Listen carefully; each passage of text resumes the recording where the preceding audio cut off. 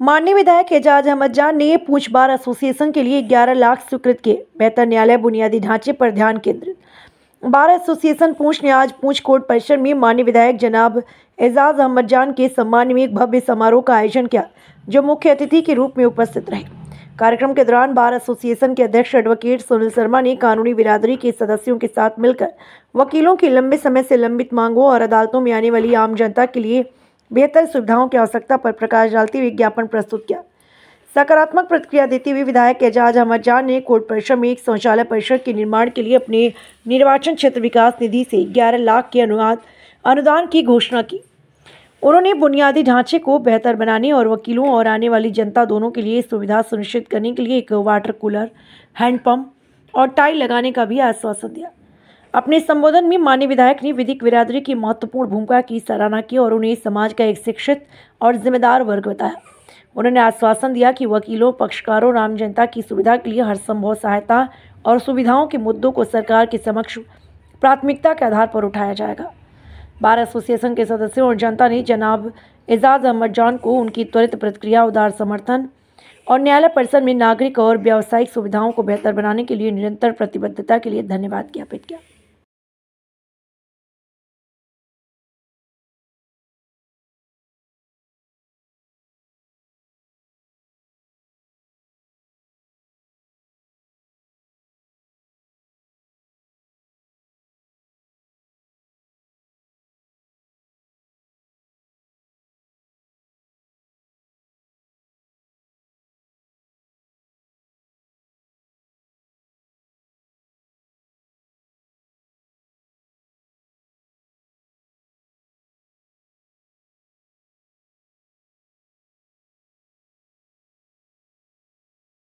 MLA साहब और जितने मेरे सीनियर्स एडवोकेट्स हैं, फर्स्ट ऑफ ऑल मैं I am thankful to all advocates along with MLA साहब कि मैंने थोड़ी सी इतनी एफर्ट्स नहीं की है, थोड़ी एफर्ट्स की है और एमएलए साहब यहाँ पर पहुंच गए और आपके बीच आ गए।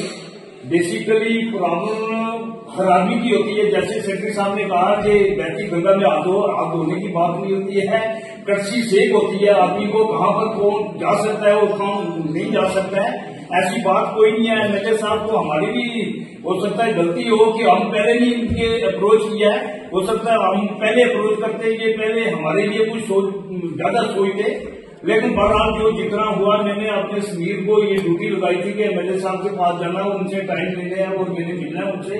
जो भी प्रॉब्लम्स जो इतनी प्रॉब्लम्स जो वी आर फेसिंग जनाब, फर्स्ट ऑफ ऑल मैं इतना डिटेल में नहीं जाऊंगा, सेक्रेटरी ने बता दिया है। ये बिल्डिंग है जो एक बिल्डिंग 3 करोड़ की डीपीआर बनी है। मैं along with my all elected representative we went to high court chief justice से मिले, उन्होंने बुलाया जजेस को, उन्होंने कहा जो एडमिनिस्ट्रेटिव जज साहब, उन्होंने कहा कि ये प्रोसेस करो, ये देखो ये प्रॉब्लम इनकी क्यों प्रॉब्लम ये हल क्यों नहीं हो रही है।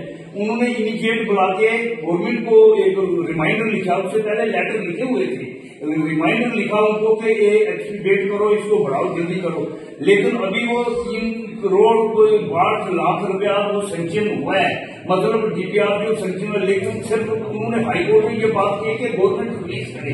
आज मैं on behalf of advocates bar association मैं रिक्वेस्ट करता हूं, मैं अगर उमर अब्दुल्ला साहब से भी मिलना पड़े, इसी तरीके से ये फंड को रिलीज कराए, ये हमारी रिक्वेस्ट है, क्योंकि उसमें 3-4 ऐसे कम्प्लेक्स हैं और जो 4 कम्प्लेक्स बने हुए जिनकी जो प्रॉब्लम हमारी आती है वो प्रॉब्लम दूर हो जाएगी। ये मेरी रिक्वेस्ट है और मेरे पूरी उम्मीद है आप एफर्ट्स लगाएंगे, आप कोशिश करेंगे, मेरा ख्याल है आप कोशिश करेंगे, काम हो जाएगा। नंबर 2, जो मैंने यहाँ पर आपको रिक्वेस्ट की थी, जो शहर में और मैं कहता हूँ पूरे हिंदुस्तान में जितने भी एडवोकेट से वकील है, आप लोगों की मुश्किलात सुनते, उनकी परेशानियां पढ़ते, उनके साथ जो ज्यादतियां हुई होती हैं वो आप देखते हैं और फिर उनकी मुश्किलात, जो अपनी आवाज नहीं उठा सकता, जो अपनी बात नहीं रख सकता, जो अपनी मुश्किलात कहीं नहीं बता सकता, आप उनको रिप्रेजेंट जो है कोर्ट्स में करते। ये कोई छोटी बात नहीं है और इंसाफ आपके थ्रू जो होता है लोगों को मिलता है। मैं ये समझता हूं कि आप मजे हुए अपनी अपनी फील्ड में, तमाम साथी यहाँ पे हैं और बेहतरीन काम कर रहे हैं। तो मेरी हमेशा एक कोशिश रहती है कि हर जगह डेवलपमेंट करूँ। मेरे भाई ने कहा कि पैसे की कमी नहीं है, पैसे मैं उस एंगल में नहीं कहता कि पैसे की कमी नहीं, मैं ये कहता हूँ कि पैसा गलत इस्तेमाल नहीं होना चाहिए। हिंदुस्तान के खजाने में और जम्मू कश्मीर के जो खजाने में, मैं आपको सच से कह रहा हूँ, पैसे की कोई कमी नहीं कि मेरे पास हिंदुस्तान के खजाने में नहीं। हिंदुस्तान इस टाइम दुनिया की तीसरी बड़ी ताकत बनी है और इंशाल्लाह वो दिन दूर नहीं जब पहली ताकत ही बनी। तो कोई हमें उसमें नहीं, लेकिन हमें यह देखना है कि पैसा किस जगह इस्तेमाल हो और हम कोशिश कर रहे हैं। मैंने छोटी सी बात मैं हमेशा कहता हूँ, पिछले 1 साल के पीरियड में 1 साल में हमें काम करने का करीब 4-5 महीने ही जो है काम मिला है। उससे पहले जो ये जो गवर्नमेंट बनी ये करीब 10 साल के बाद, तो नहीं को 8 साल के बाद जो है ये पूरी फंक्शन में आई।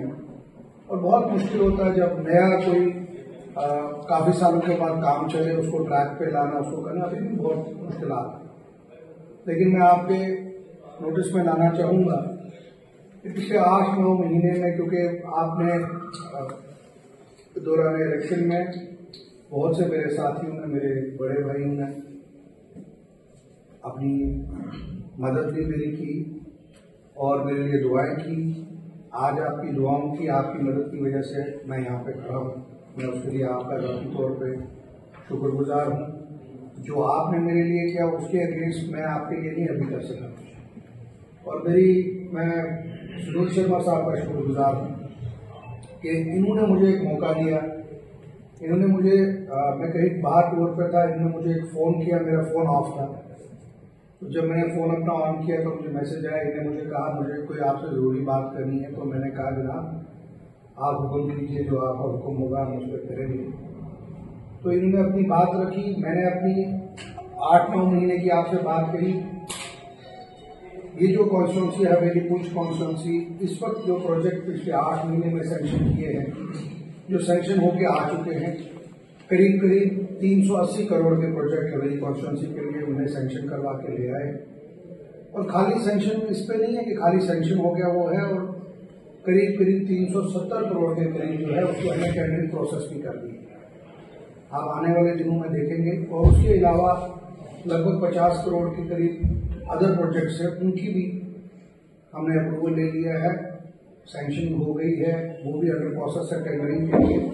और आने वाले 4-5 महीने के अंदर आप देखेंगे पूरी हवेली कॉन्स्टिट्यूंसी में, खास करके पुंछ के अंदर, क्योंकि आप तमाम लोग, कुछ लोग शहर में रहते हैं, कुछ गांव में रहते हैं, तो आप लोगों को जो इलाके हैं उसमें आप देखेंगे तब्दीली आएगी। वहाँ पानी को लेके, बिजली को लेके और उसके बाद सड़कों को लेके शहर कुछ म्यूनसिपलिटी के अंदर बहुत मुश्किलात शर्मा साहब अच्छी तरह जानते हैं।